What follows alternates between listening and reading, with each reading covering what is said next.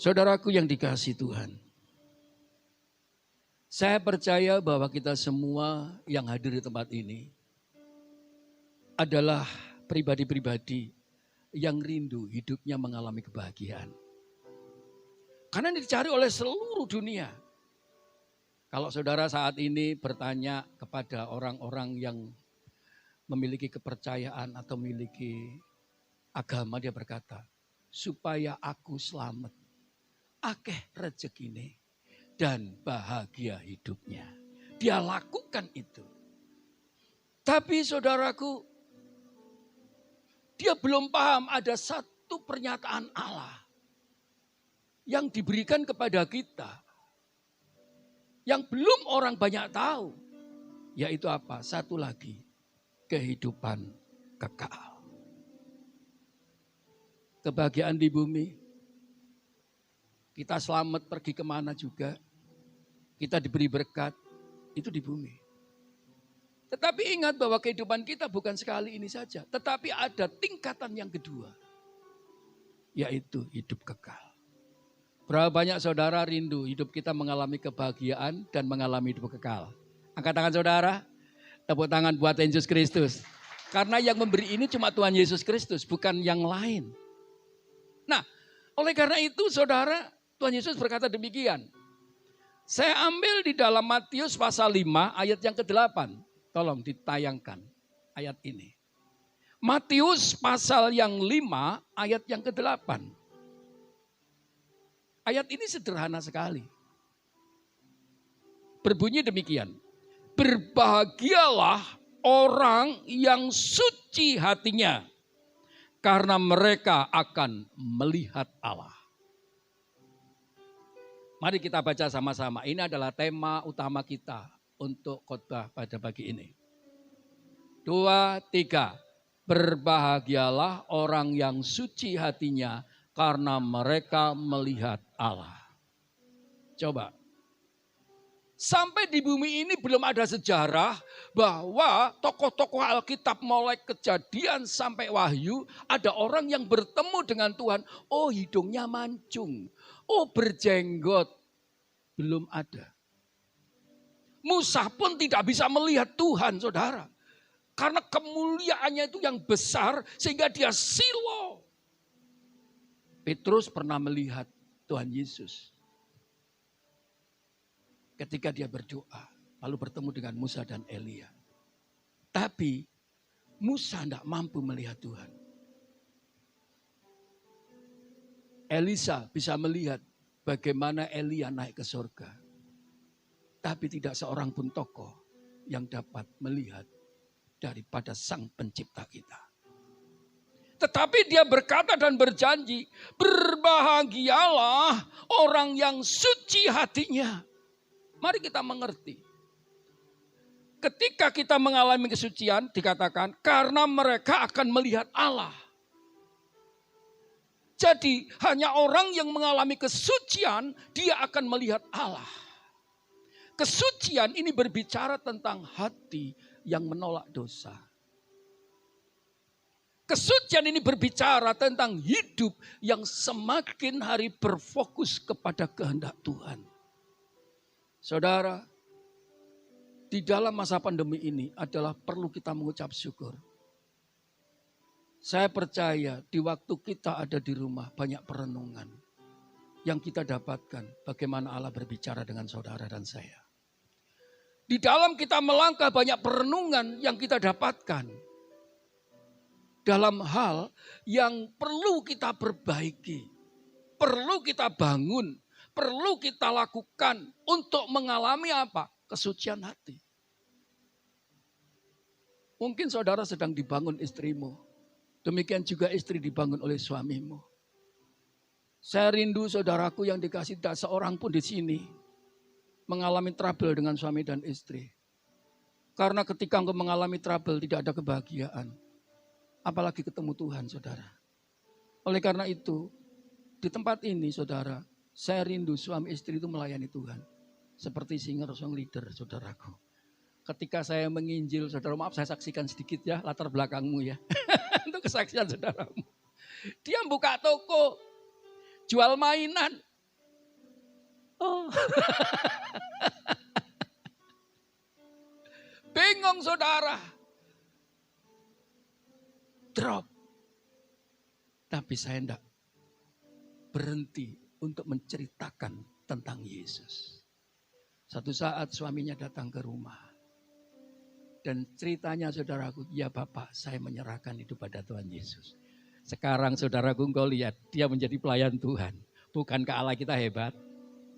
Dia Allah yang menyucikan hati kita. Kalau saudaramu ini yang dulu sudah patah semangat mau pulang ke Surabaya, betul? Pak, saya mau pulang Surabaya. Stop. Kamu kalau ingin melihat kemuliaan Tuhan, tetap dalam penderitaanmu. Lihat jalan-jalan Tuhan. Itulah kesukaan kami, saudara. Bukan saya saat ini tidak bersuka cita, oh jemaat besar. Bukan itu. Kalau itu percayakan, aku bersyukur. Tapi ketika Tuhan percayakan apa yang ada, aku lebih berbahagia melihat orang-orang yang melayani Tuhan. Karena mengalami pertobatan. Dan mereka akan disucikan hatinya. Saya percaya kelak dia akan melihat muka dengan Tuhan. Amin. Mereka akan melihat Tuhan. Kapan itu? Karena orang itu mengalami kesucian hati. Yang menjauhi dosa. Dan saya percaya. Saudaraku yang dikasihi Tuhan. Tak seorang pun di bumi ini sampai sekarang ketemu Tuhan. Kapan itu? Ketika kita dipanggil oleh Tuhan. Ini berbicara tentang apa? Kekekalan. Ketika kita akan berhadapan dengan Tuhan, dipanggil dan kita mengalami kekekalan, maka kita lihat, oh Tuhan, seperti inikah Engkau? Saya percaya sudah akan meneteskan air mata ketika engkau melihat Tuhan. Sekarang aja kita berdoa, Tuhan, nyatakan kemuliaan-Mu. Nyatakan pribadi-Mu secara roh. Tapi bagaimana ketika Tuhan menampakkan diri kepada saudara? Berbahagialah saudara kalau kita bisa melihat Tuhan. Amin. Tepuk tangan buat Yesus Kristus. Yes. Nah, di dalam Wahyu berkata demikian. Wahyu pasal 21 ayat yang ke-7. Berkata demikian. Wahyu 21 ayat yang ke-7. Barang siapa menang, ia akan memperoleh semuanya ini. Semuanya ini apa? Dan aku menjadi Allahnya dan ia menjadi anakku. Suatu predikat yang saat ini dinaikkan oleh Tuhan. Sebagai anak yang saat ini ada bersama-sama dengan dia. Dalam wujud melihat muka dengan muka. Kalau saat ini kita nggak bisa melihat. Barang siapa menang. Menang apa? Menang untuk saudara saat ini menjadi orang mencapai target kesucian itu.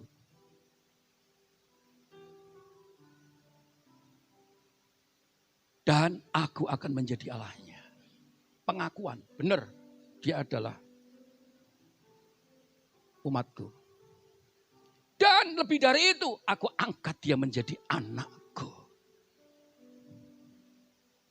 Yes. Lalu saya ini disambung lagi di pasal 22 ayat yang keempat. Wahyu pasal 22 ayat yang keempat. Wahyu 22 ayat yang keempat. Baru di sini ketika ada pengakuan, ketika pengakuan itu ada, maka ada tanda yang dia lihat dengan dia. Waktu perjumpaan dengan dia, dengan Tuhan. Ayo katakan, baca sama-sama ya. 2, 3. Dan mereka akan melihat wajahnya. Dan namanya akan tertulis di dahi mereka. Di dalam pengudusan itu, Tuhan memberikan tanda di dahi saudara. Dan dia akan membuat dirinya bersuka cita untuk membuka wajahnya. Ini loh aku yang disebut Bapamu. Ini loh aku, karena engkau sudah ada tanda yang sudah aku berikan kepadamu. Saya rindu jemaat di tempat ini. Biarlah tanda itu ada pada saudara semua. Ayo kita besok sama-sama nyembah Tuhan bareng-bareng lagi. Bukan saja di sini tapi kita ada di sorga.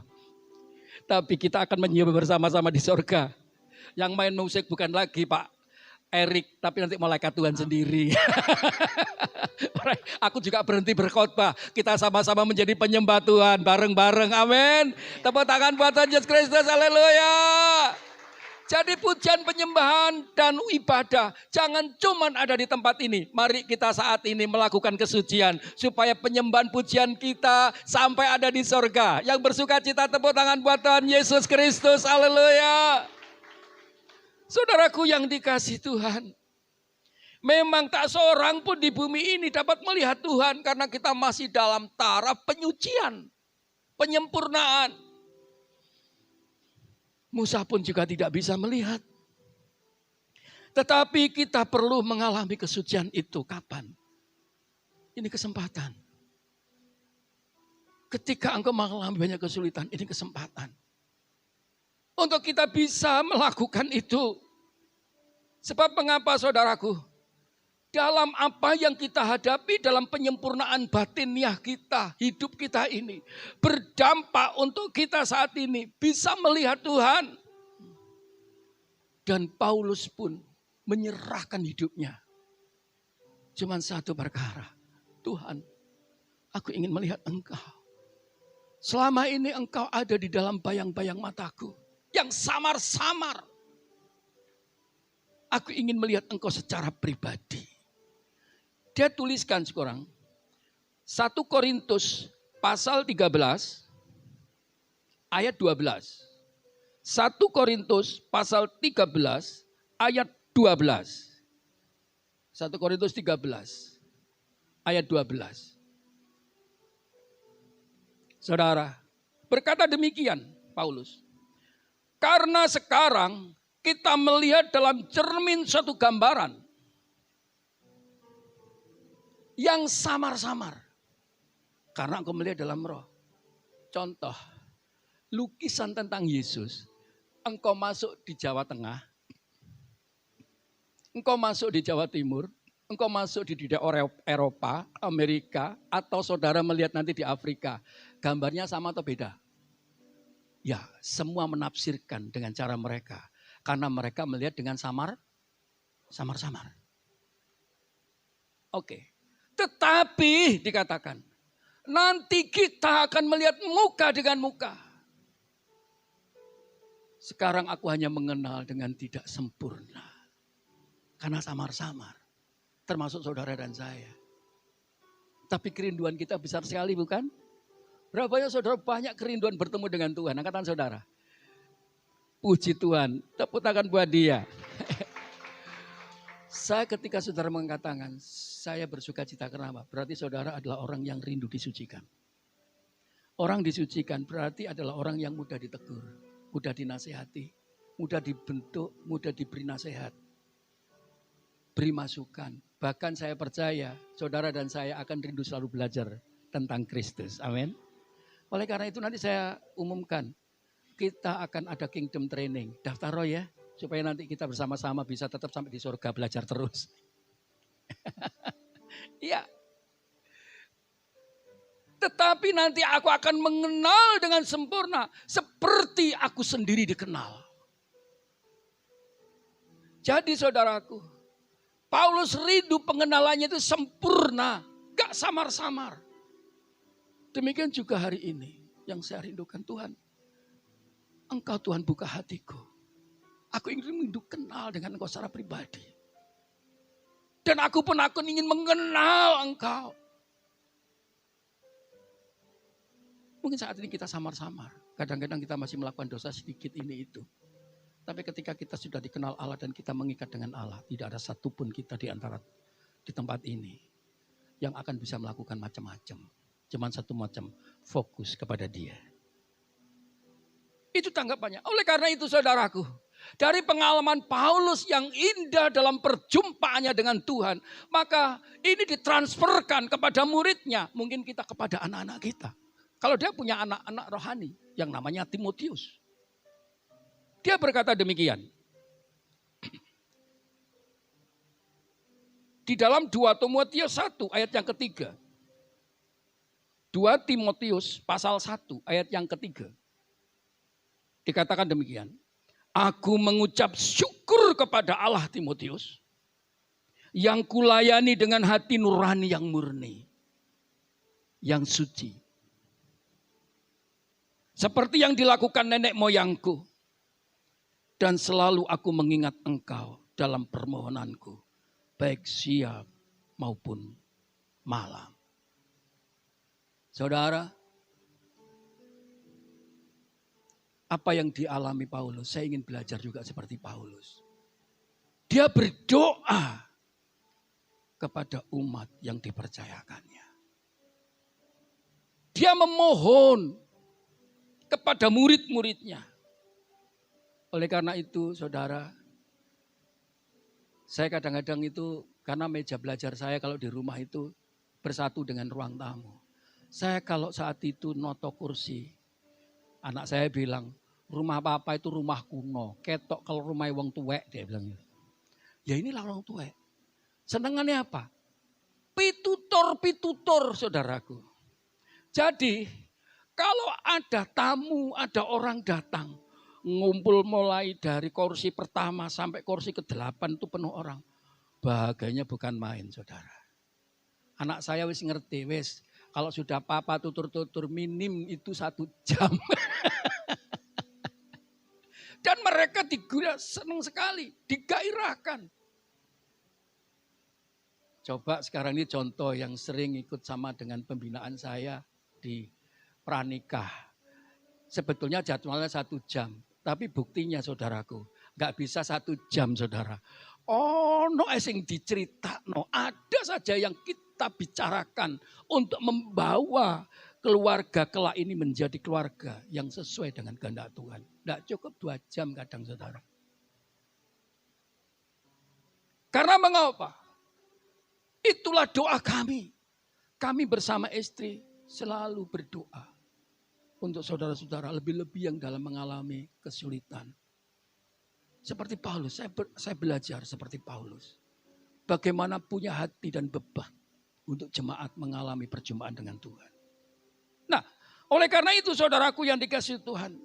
Mari kita belajar sebagaimana Paulus yang melakukan perbuatan di mana dia menghapuskan dosa dan celah hidupnya untuk dia belajar taat dalam kebenaran Allah seperti Yesus. Dia tidak tergoda dengan apa yang ada di dunia. Coba saudaraku, Yesus ada dicobai sama iblis di padang gurun. Dan puji Tuhan kita melihat kemenangan yang dia hadapi. Demikian juga ini menjadi suatu kekuatan Paulus. Untuk dia saat itu bisa nantinya berjumpa dengan muka dengan Tuhan. Karena tanpa itu tidak bisa saudara. Karena mengapa? Dalam kesucian itu setelah saya pelajari daripada tentang kisah Paulus yang tertulis. Baik itu yang ada di Ibrani, Roma, terus ada di Timotius, ada di Kolose, ada di Filipi. Itu saya rangkum saudaraku yang dikasihi Tuhan. Ada 6 hal yang saya dapatkan. Dari hati yang suci, dari hati yang nurani, yang murni. Akhirnya dia berdampak kepada pribadi yang memiliki komitmen dan loyalitas kepada Tuhan dan tanggung jawabnya. Artinya apa? Ia berkata ya jika ya dan tidak jika berkata tidak. Terhadap janji dan pertanggungjawabannya. Biarpun dia harus berkorban. Itu adalah orang yang komitmen dan loyalitas. Dalam pernikahan juga begitu. Kalau saat ini mereka berkomitmen, saya percaya pertikaian itu menjadi sesuatu pelajaran untuk menjadi komitmen dipersatukan, bukan diceraikan. Amin. Mereka tahu karena ada komitmen. Yang kedua, dia memiliki rasa tanggung jawab. Ia berani bertanggung jawab untuk menerima resiko kepada setiap kewajiban yang dilakukan. Sampai dia harus mati dirajam. Bahkan lebih daripada itu. Dia rela mengampuni. Biarpun dia harus menerima resiko berat. Yang ketiga. Dia menjadi rasul yang dapat dipercaya, jujur dan setia. Sehingga berapa banyak gereja yang didirikan olehnya. Berapa banyak murid yang saat itu dilahirkan. oleh karena perkataan dan perbuatannya, dia sejalan dengan pribadinya. Ini membuktikan bagaimana seseorang itu adalah orang yang bisa diandalkan. Orang yang bisa diandalkan, saudaraku, adalah orang yang jujur dan setia. Dalam perkataan dan perbuatannya sejalan. Jadi bukan esok dele, sore tempe. Artinya bukan mencelamin, mencele. Ingatkan, itu jangan ada pada kamu. Tuding satu-satu saudaraku, itu jangan ada pada kamu.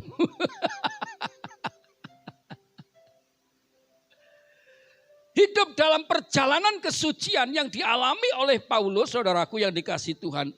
Yang keempat, dia menjadi pribadi yang konsisten dan tetap dalam pendiriannya. Karena mengapa? Dia tahu jalan Allah.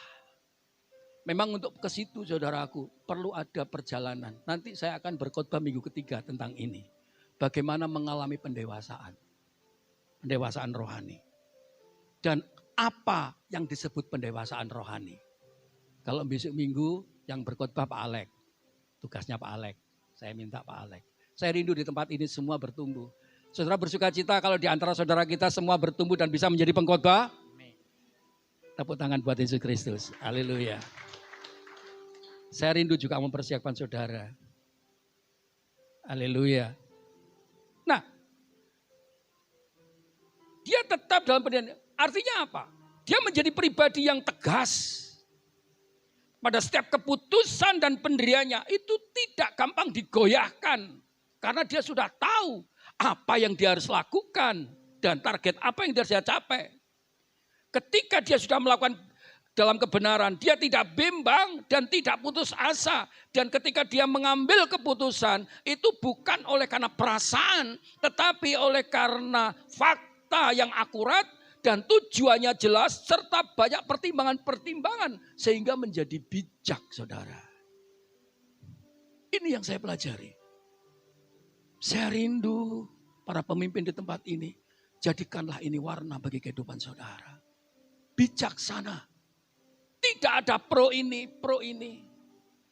Cucu saya, saudaraku yang dikasih Tuhan, tadi di mobil saya tanya. Sayang, apa yang kau pelajari tentang Papa? Papa yang di mana? Di rumah atau di gereja? Sudah, kalau di gereja gimana? Papa itu orangnya tegas. Itu cucu saya loh saudara. Opa itu orangnya tegas. Dan tidak membedakan daripada orang yang tidak mampu maupun yang mampu. Dan persaudaraannya kuat sekali. Saya bilang sama dia, apa yang baik kau lihat sayang, tiruan.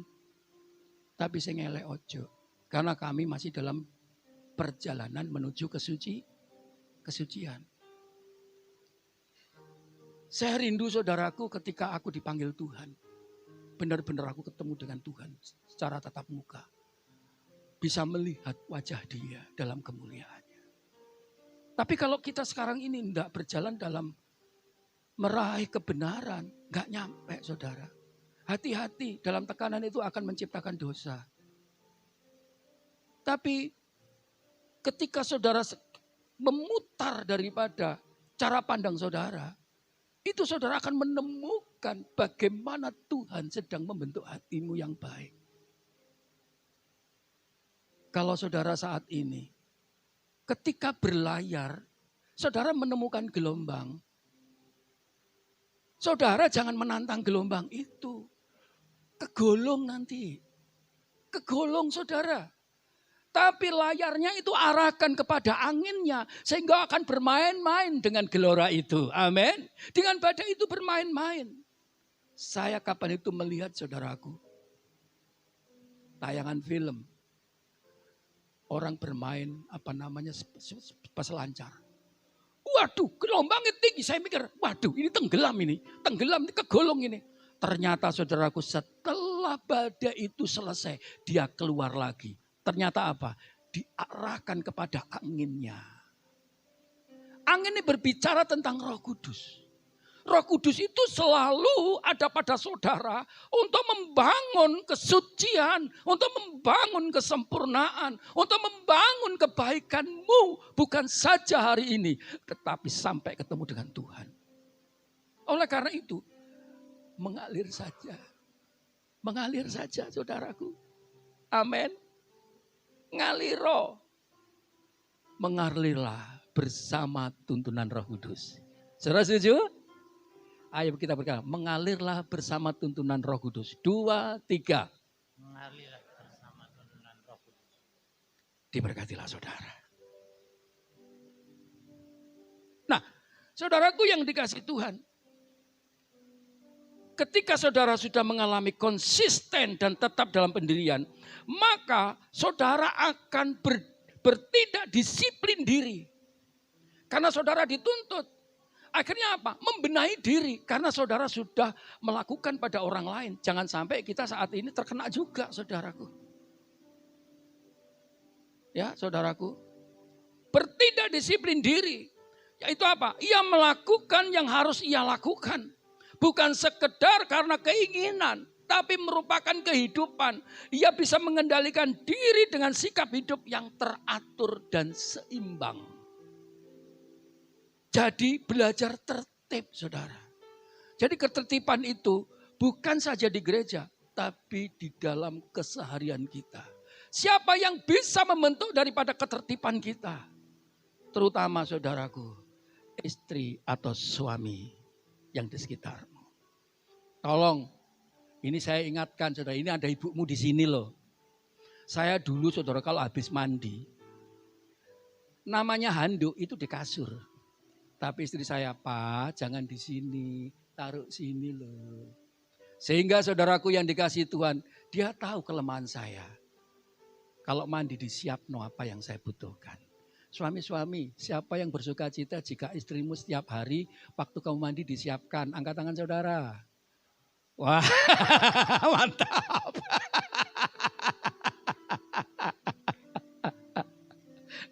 Bukan dijarnai. Loh, saling melengkapi bukan? Berbahagialah saudara. Jika istrimu setia seperti itu. Tapi harus diawali oleh seorang suami.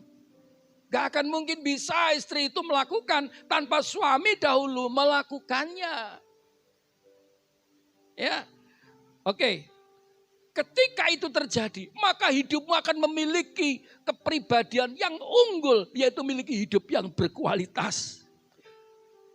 Hidup berkualitas adalah menentukan daripada kuantitas. Menentukan hal-hal yang berhasil untuk kau kerjakan dimanapun. Karena apa? Hatimu tenang. Hatimu sukacita. Orang yang hatinya tenang dan bersukacita, yang damai, maka mengerjakan sesuatu. Saya percaya Tuhan turut bekerja untuk melahirkan kebaikan dan keberhasilan yang kau kerjakan. Amin. Jagai itu, hanya lewat kau saudaraku berjalan dalam kesucian itu. Karena mengapa? Engkau sedang menyempurnakan diri. Dan orang yang seperti ini tidak peduli dengan kata orang. Ya, so alim sekarang. Ya, sekarang nggak mau begini begitu. Saudaraku, orang yang memiliki hidup berkualitas, ia tidak direpotkan dengan penilaian orang. Entah orang berkata kamu jahat, entah kamu baik, entah apa, terserah itu penilaianmu. Karena kita sudah mengejar apa yang maunya Tuhan. Berapa banyak saudara tahu bahwa Tuhan merancangkan engkau mengalami kesucian. Tepuk tangan buat dia, bersyukur untuk kita berjumpa dengan Tuhan nantinya. Ada pujian saudaraku yang disucikan. Minta Tuhan. Sucikan dan kuduskan hati ini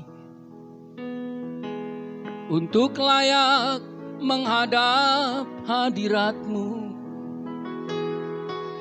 Tubuh jiwa rohku kuserahkan padamu, ku menyembah-Mu. Tinggikan nama-Mu ya Tuhan, mulyalah nama-Mu ya Tuhan. Tiada lain seperti Engkau ya Allahku, besar kuasa-Mu. Tiada lain seperti Engkau ya Allahku, besar kuasa-Mu. Sucikan, katakan, sucikan dan kuduskan hati ini, pegang dadamu, untuk layak menghadap hadirat-Mu. Amin. Tubuh jiwa rohku kuserahkan padamu, ku menyembah-Mu. Tinggikan nama-Mu ya Tuhan, mulialah nama-Mu ya Tuhan. Tiada lain seperti Engkau ya Allahku, besar kuasa-Mu. Tiada lain seperti Engkau ya Allahku, besar kuasa. Tinggikan, amin. Tinggikan nama-Mu ya Tuhan, amin. Mulialah nama-Mu ya Tuhan. Tiada lain seperti Engkau ya Allahku, besar kuasa-Mu. Tiada lain seperti Engkau ya Allahku, besar kuasa-Mu.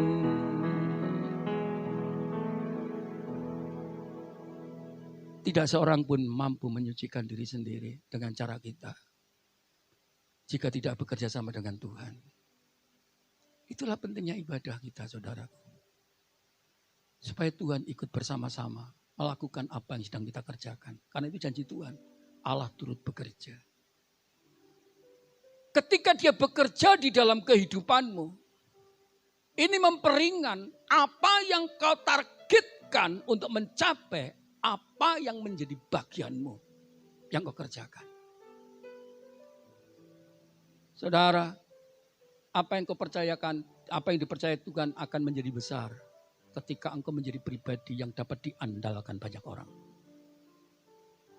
Sebab orang saat ini diandalkan, itu perlu mereka melihat daripada apa yang sedang kita kerjakan. Jadi intinya begini, tingkatan daripada posisi saudara dan saya hari ini, itu bergantung bagaimana sekitarmu adalah orang-orang yang mengandalkan engkau.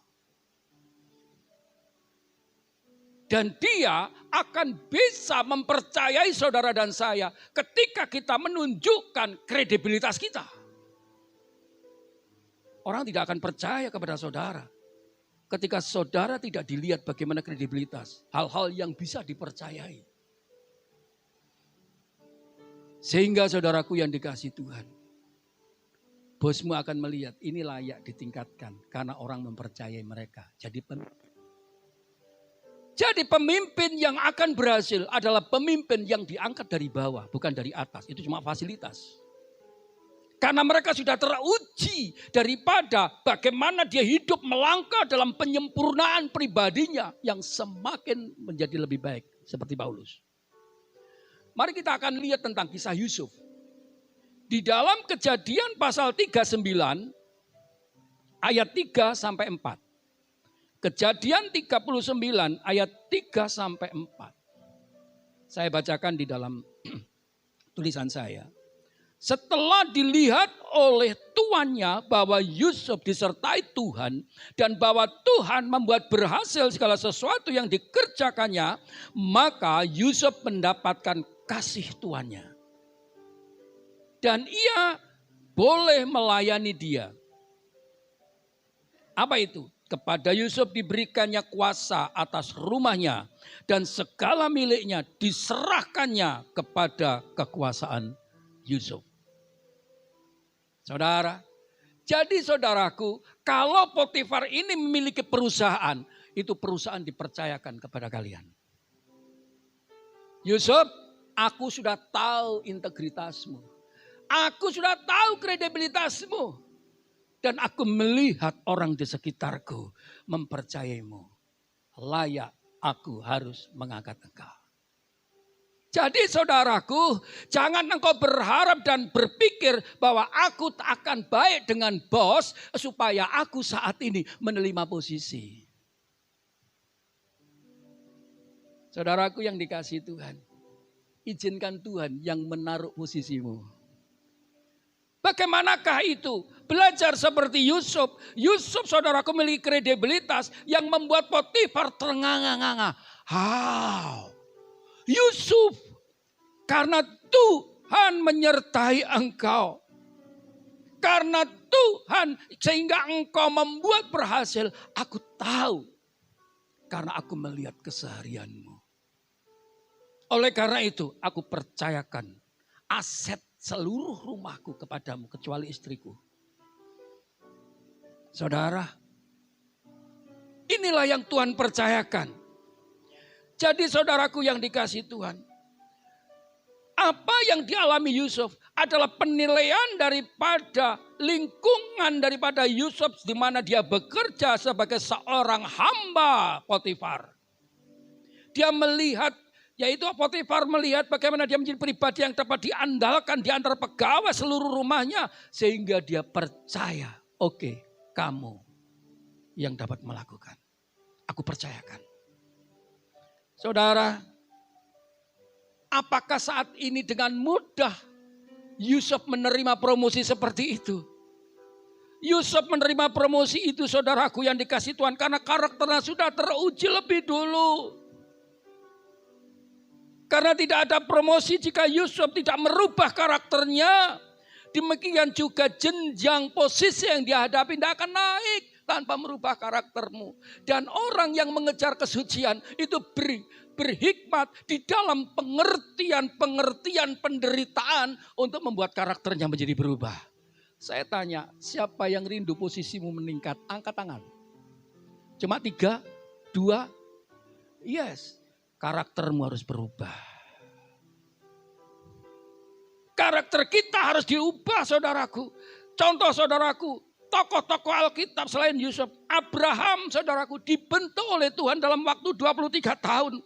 Musa 40 tahun saudaraku di padang gurun. Demikian juga Yesus dipersiapkan umur 30 baru boleh melayani dan jadi berkat. Tidak ada promosi ketika kita tidak berhikmat dalam penderitaan. Ini waktunya kita memberikan kepada Tuhan berhikmat untuk kita menaikkan posisi kita. Ini waktunya. Saudara, saya percaya ketika engkau melihat daripada kerjaan yang spektakuler, orang akan berkata, ini kalau enggak bantuan Tuhan enggak mungkin terjadi. Oleh karena itu sebetulnya dunia saudara dan saya di lingkunganmu itu ingin melihat, ingin menilai bagaimana saudara hidup bersama Tuhan. Sehingga kau menjadi orang yang dipercaya untuk mengeluruskan, untuk mengurus segala sesuatu yang dia punya. Seperti ini waktunya, engkau akan dipercaya oleh bosmu.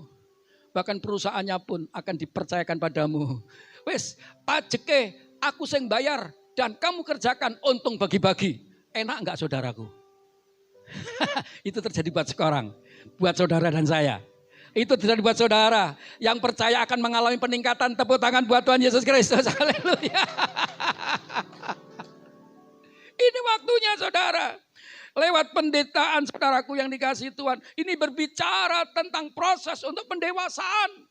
Ini proses pendewasaan. Pendewasaan rohani itu bukan ketika saudara datang dibaptis, saudaraku duduk di situ. Lalu setelah itu sekian bulan saudara melayani, terima tamu. Sekian bulan lagi saudaraku sudah tidak duduk di kursi. Tapi saudara bisa melayani di bidang singer, song leader. Lalu setelah itu saudara berkhotbah. Bukan, itu bukan pendewasaan, itu karena karunia. Saudara, Karunia ini adalah anugerah Tuhan. Ketika saudara bertanggung jawab, maka Tuhan ikut bekerja. Makanya saudara tambah hebat. Tapi karakter itu yang akan mempertahankan daripada karunia. Engkau boleh memiliki karunia hebat, bisa berikan perusahaan 5. Tetapi karaktermu ketika saat ini saudaraku tidak mampu di hadapan Tuhan itu baik. Hancur nanti.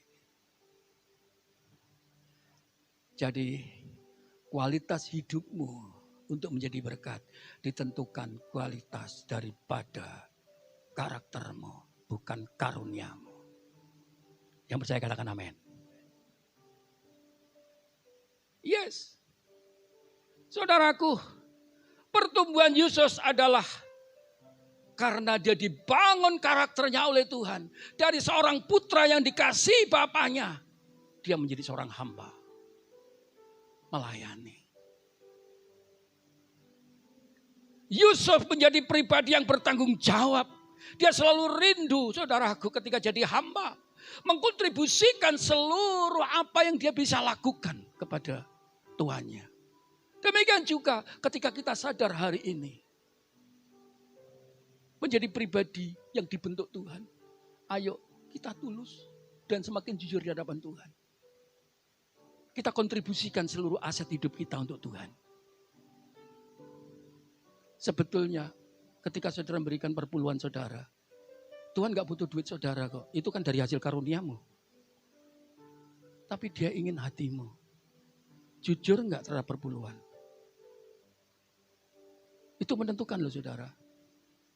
Bukan karyamu, bukan karuniamu yang menghasilkan keuangan itu.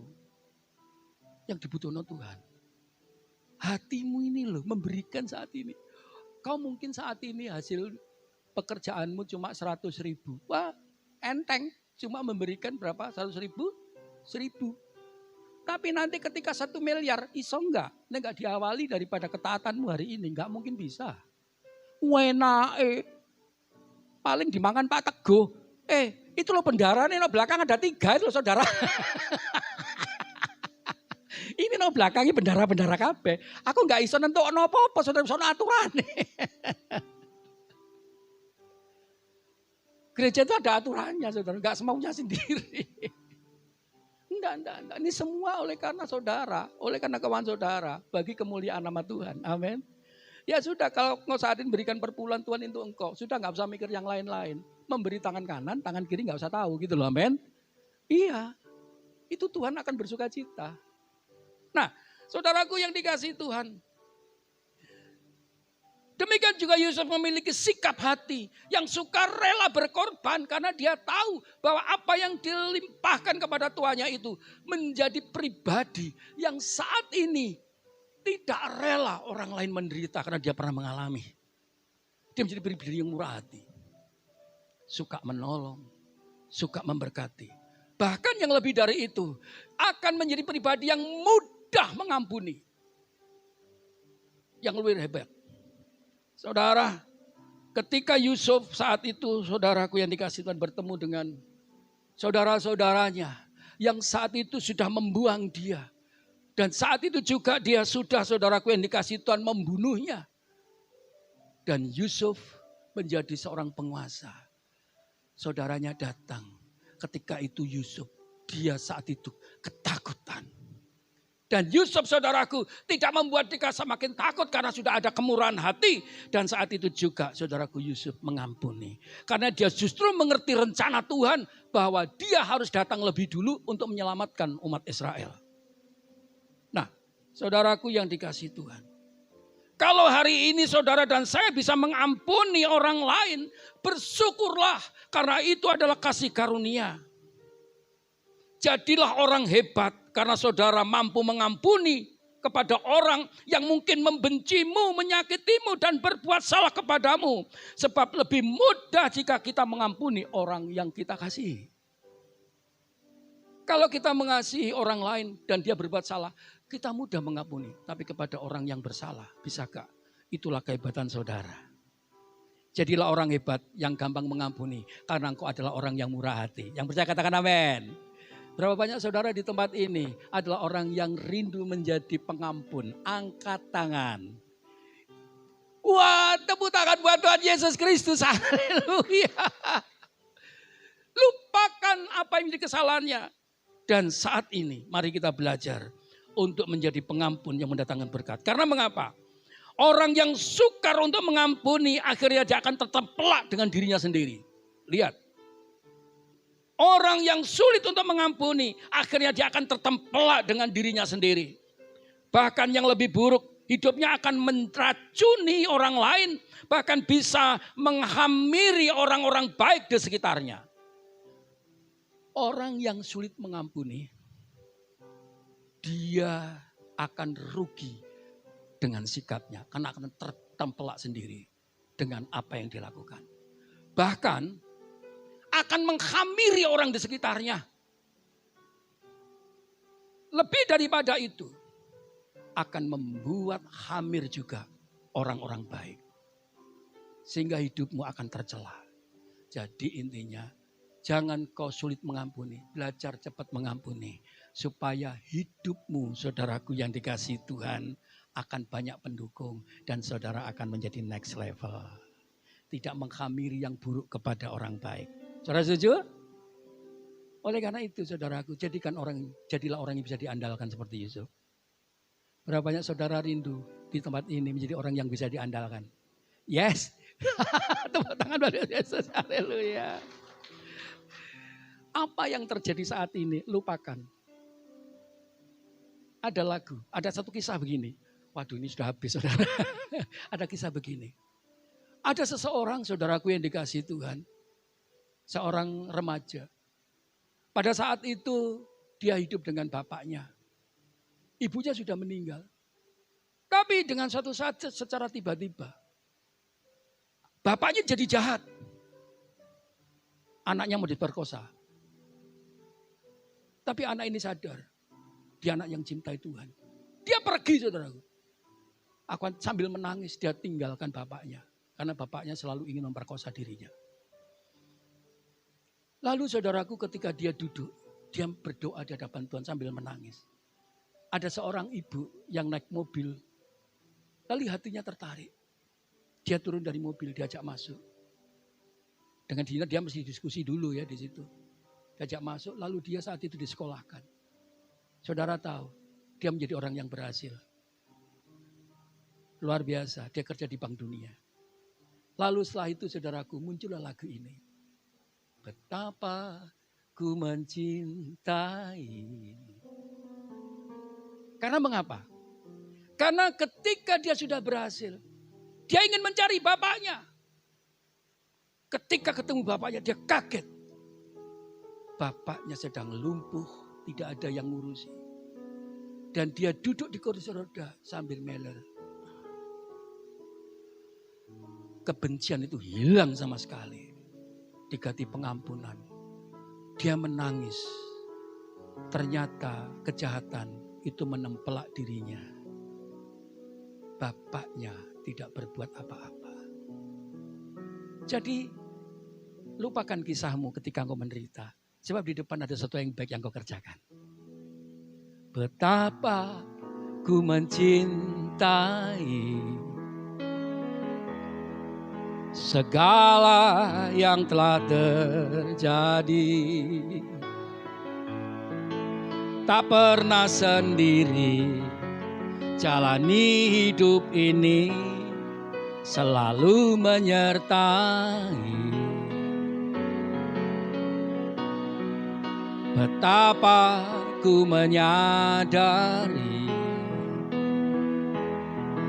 di dalam hidupku ini kau selalu memberi rancangan terbaik oleh karena kasih. Bapa, sentuh hatiku, ubah hidupku menjadi yang baru, bagai emas yang murni. Kau membantu bencana hatiku. Bapa, ajarku mengerti sebuah kasih yang selalu memberi, bagai air mengalir yang tiada pernah berhenti. Jadi lewat kisah yang dialami, apa yang terjadi masa lalu yang menyakitkan hatinya, dia sadar, ternyata lewat ini aku diajari untuk bermurah hati. Mampu mengampuni kepada orang tuaku yang dulu aku sulit mengampuni. Aku tahu kisahku adalah perjalanan aku untuk dibangun memiliki hati kasih. Kisahmu yang menyusahkan hari ini, di mana Tuhan inginkan kau bertumbuh untuk memiliki kasih. Amin. Mari kita bangkit berdiri. Kasih, singer song leader maju ke depan.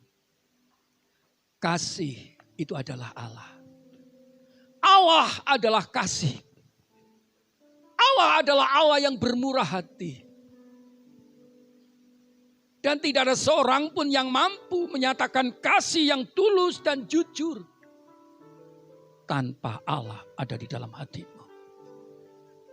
Oleh karena itu, biarlah Tuhan tinggal di dalam hatimu.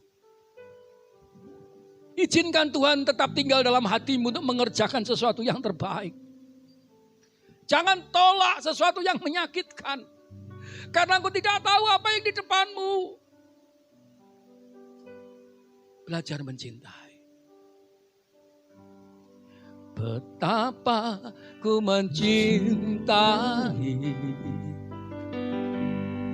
segala yang telah terjadi. Tak pernah sendiri jalani hidup ini, selalu menyertai. Betapa ku menyadari di dalam hidupku ini, kau selalu memberi rancangan terbaik oleh karena kasih.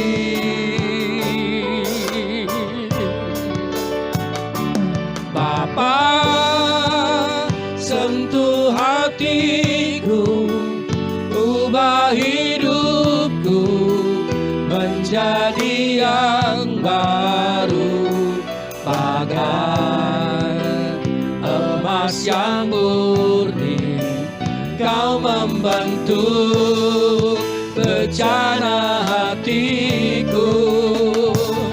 Bapa, ajarku mengerti sebuah kasih yang selalu memberi, bagai air mengalir yang tiada pernah berhenti. Bapa, sentuh hatiku,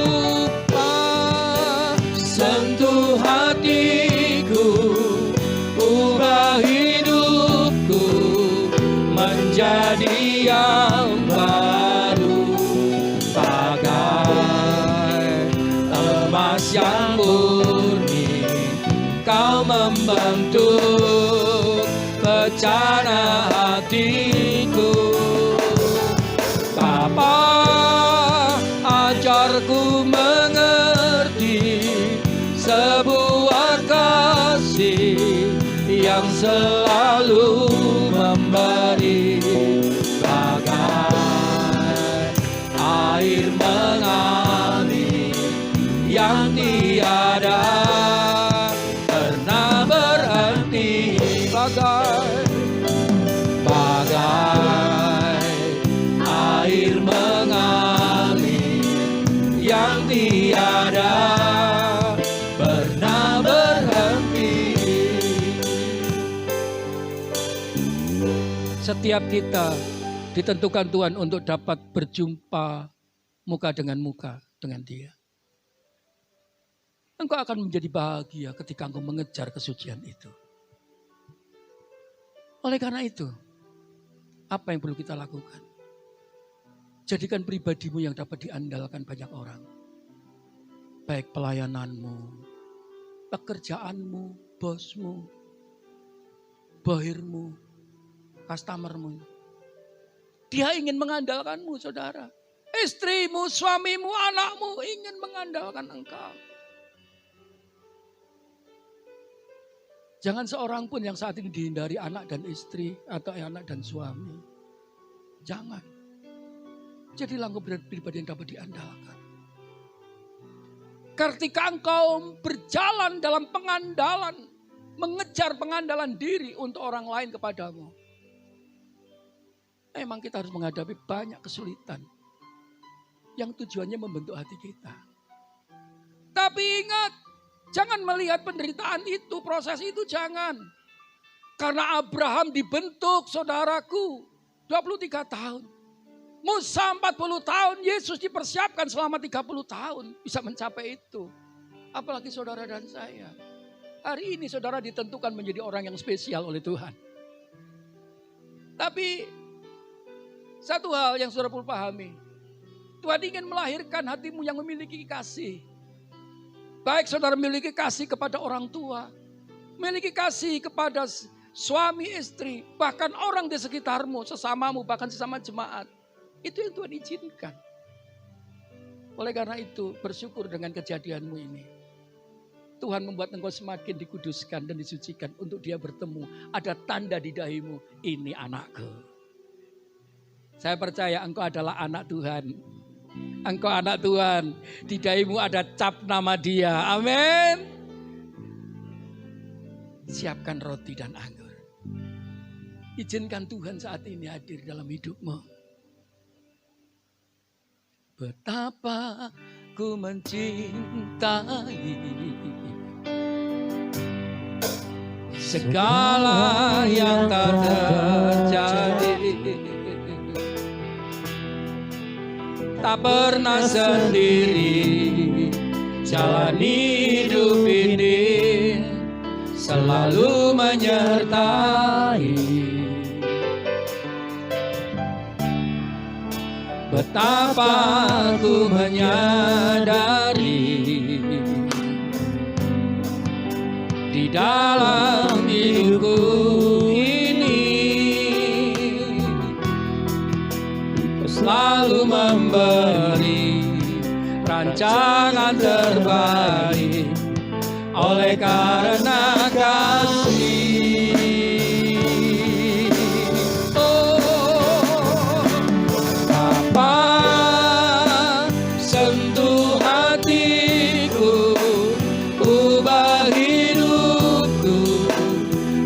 Jadi yang baru agar emas yang murni Kau membentuk rencana hatiku. Bapa, ajarku mengerti sebuah kasih yang selalu memberi agar air mengalir yang tiada pernah berhenti. Kita angkat roti tinggi-tinggi di hadapan Tuhan. Ikut sertakan Tuhan ada di dalam kehidupanmu. Ketika engkau makan roti ini, engkau sedang menaruh iman, engkau menaruh Tuhan dalam hidupmu. Saudara, pada saat Tuhan Yesus sebelum disalibkan, dia mengambil roti, dipecahkan, diberikan kepada muridnya. Dan dia berkata, makanlah, inilah dagingku. Jadikanlah peringatan akan aku untuk keampunan dosamu. Saudara, bukankah roti yang dipecahkan ini merupakan persekutuan hidup kita dengan tubuh Kristus? Mari kita makan dalam nama Yesus.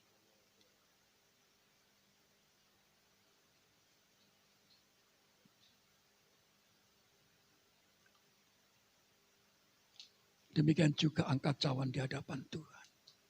Dengan iman engkau mengangkatnya. Ketika engkau menghormati Tuhan di atas segalanya, engkau akan menerima berkat-Nya. Demikian juga Yesus mengambil cawan dan diberkati. Diberikanlah pada murid-Nya dan berkata, minumlah. Saudara, bukankah cawan yang diberkati ini merupakan persekutuan kita dengan darah Kristus? Mari kita minum dalam nama Yesus. Mari sembah Tuhan. Mengucap syukur atas penyertaan Tuhan di dalammu. Hinamayara lama shandara lama lama lama lama lama lama. Hinamayara lama shandara lama ta shandarana. Oh haleluya maramana sindara lama takarana. Oh haleluya, terpuji namamu. Haleluya, Yesus Tuhan. Haleluya, tuntun kami. Haleluya. Oh haleluya, ya Roh Kudus. Ku muliakan Engkau Tuhan, haleluya. Terima kasih Bapa. Terima kasih Yesus. Tuntun kami dalam kesucian Tuhan. Aku tidak bisa berbuat dan melakukan itu tanpa Engkau. Sehingga kebahagiaan ada padaku. Terlebih dari itu kami boleh berjumpa dengan Engkau. Terpuji nama Tuhan. Kami bersyukur. Amin.